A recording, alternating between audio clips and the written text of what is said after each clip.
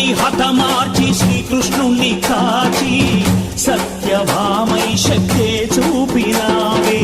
నరలోక భారాన్ని భూదేవై మోసి